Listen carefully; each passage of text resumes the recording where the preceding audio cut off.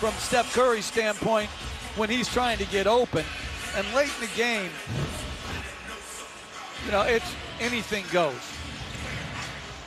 It's June 10th, 2016. The Golden State Warriors, led by Steph Curry's 7 3-pointers and 38 points, are close to claiming a seemingly insurmountable 3-1 lead over the Cleveland Cavaliers, and Steph Curry is letting LeBron hear about it. Well, here's the thing. From the moment the Warriors won Game 4 until Game 7 happened 9 days later, all we heard and read about was this. So I get why Steph was showing up LeBron when the game was already effectively over, because you, me, and every man in Cleveland's organization thought that the series was all but over, that the Warriors would have won all along, even in 2015, had Kyrie Irving and Kevin Love been hurt or not. And when Klay said, "I guess his feelings just got hurt," I'll be honest, a 3-1 deficit and Klay called out the man who was seen as arguably the best player on the planet, there's no coming back from that. At least we thought. James grabs another. Irving steps into a three, knocks it down. Kyrie Irving from downtown. Steve Kerr telling his team continue to move without the basketball. Irving again from downtown. Steps back, he tries another three. That's good, LeBron James. Irving from three, bang! James against Rush, leans in, tried to draw the foul, got him up, count it, and one. I know that performance by LeBron and Kyrie was beyond special, so if you missed some of the things that were happening in between the lines, I can't really blame you.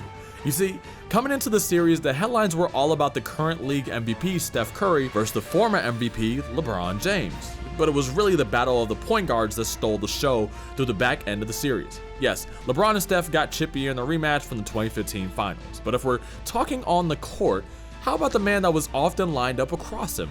His star point guard contemporary, Kyrie Irving. And I remind you that Kyrie was absolutely giving Steph the business on the offensive end, averaging better than 27 points per game on a hyper-efficient 41% from three.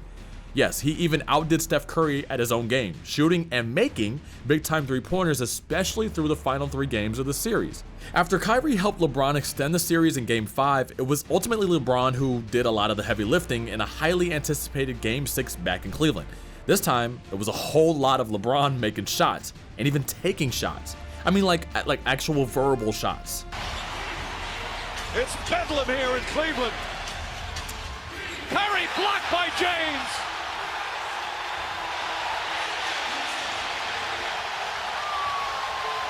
Kyrie and LeBron's 82 points combined in Game 5, the Draymond Green suspension, Steph Curry's Game 6 ejection, and the series knotted at a 3 apiece 6 games in, it was the perfect makings of an all-time epic Game 7.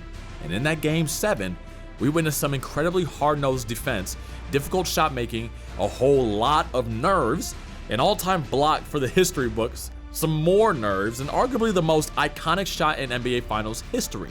Well, only after MJ shot against Utah. Jordan, open, Chicago with the lead. You know I had to throw her in there, I'm sorry. But this game was better than the MJ game in just about every other way. I mean, what's better than a pair of MVPs going head-to-head on the game's biggest stage? Like, seriously. Steph and LeBron were literally and figuratively going head-to-head after Steph apparently had enough of LeBron sunning him on every block. Shumpert's hands, Iguodala.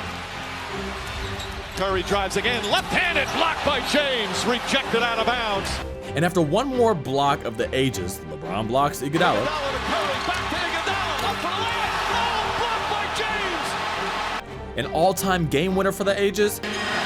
Irving and Curry, one-on-one, Irving puts it up, it's good, Kyrie Irving from downtown. And 29 minutes later, the Cavs held up the Larry O'Brien Trophy for the first time in their 45-year existence and the first championship in major Cleveland sports in over 50 years. A mark that not only toppled the Cavs to NBA supremacy, but also helped LeBron regain his title as the best player in the world after it looked like Steph temporarily snatched that title from him after taking home the one and only unanimous MVP in league history. And after a year-long speculation of the Cavs Warriors, LeBron Steph, who's the MVP and who isn't, it was official. This was now the best rivalry in the NBA. And LeBron got the last laugh that season and was praised for delivering on his promise to bring the Cavs a title, while clearly stirring up some beef with the baby-faced assassin. No, nothing that personal, no bad blood.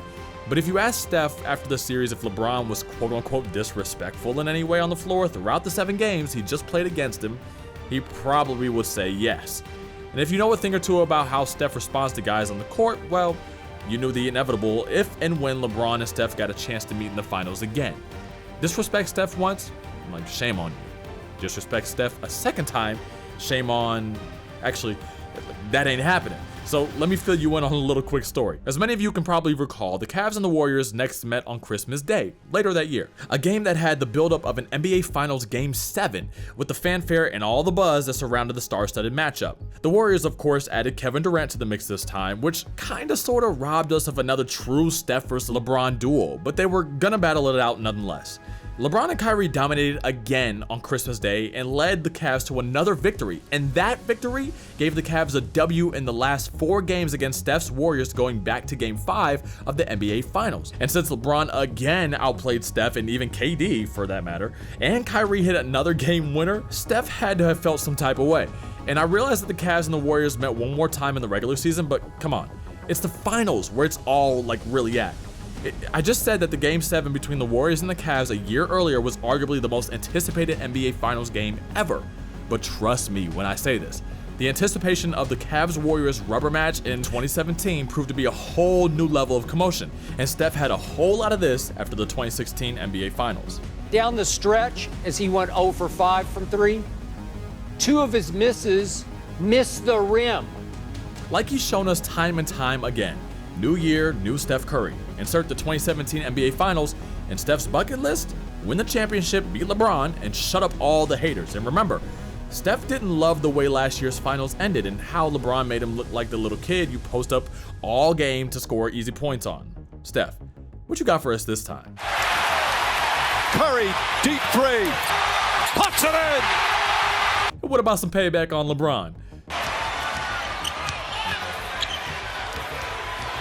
James trying to harass Curry. Curry off the dribble, layup off the glass.